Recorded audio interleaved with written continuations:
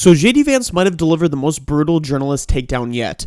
For a little backstory, at Trump's rally in Aurora, Colorado, he made comments regarding the illegal Venezuelan gang members saying, "We will put these vicious and bloodthirsty criminals in jail or kick them out of our country," as well as announcing a plan called Operation Aurora to kick out all these illegal alien gang members. And if you try to read these liberal articles, they're just dumping on him, saying he has leaned into dark and violent rhetoric. Really, they're just trying to make a controversy out of common sense. Because who wants to live in a community that is overrun with criminal invaders that take over people's living situations violently? But who best to defend Trump's comments? Well, how about the legend himself, JD Vance? I understand what you're saying, that some people left behind, but he's making these statements that the mayor is flat out disputing. Well, Martha, you just said the mayor said they were exaggerated. Grossly exaggerated. That means there's got to be some element of truth here. And of course, President Trump was actually in Aurora, Colorado, talking to people on the ground.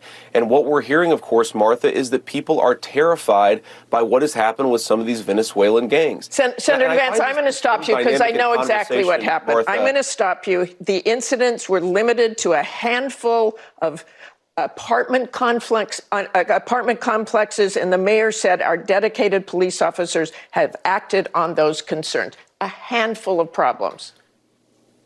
Only, Martha, do you hear yourself? Only a handful of apartment complexes in America were taken over by Venezuelan gangs, and Donald Trump is the problem and not Kamala Harris's open border. Americans are so fed up with what's going on, and they have every right to be. And I really find this exchange, Martha, sort of interesting because you seem to be more focused with nitpicking everything that Donald Trump has said rather than acknowledging that apartment complexes in the United States of America are being taken over by violent gangs. I worry so much more about that problem than anything else here. We've got to get American communities in a safe space again.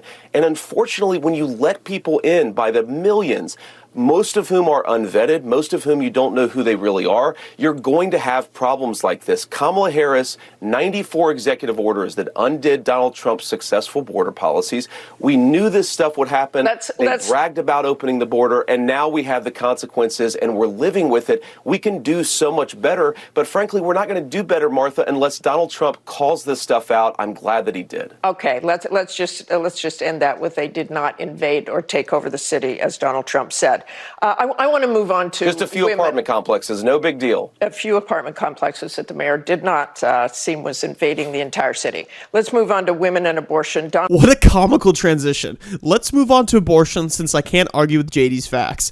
I'm so thankful we have JD because he makes these journalists look like total clowns. Are we going to take a politician's comments about the state of his city or the people living there that are afraid of these foreign criminal invaders? And it's disgusting that she's defending that there were only a handful of violent takeovers in the city, and that's not a big deal. But what we should be more concerned about is Trump's comments about criminal invaders and their feelings over the hardworking citizens that live there and are afraid of people from other countries that aren't vetted.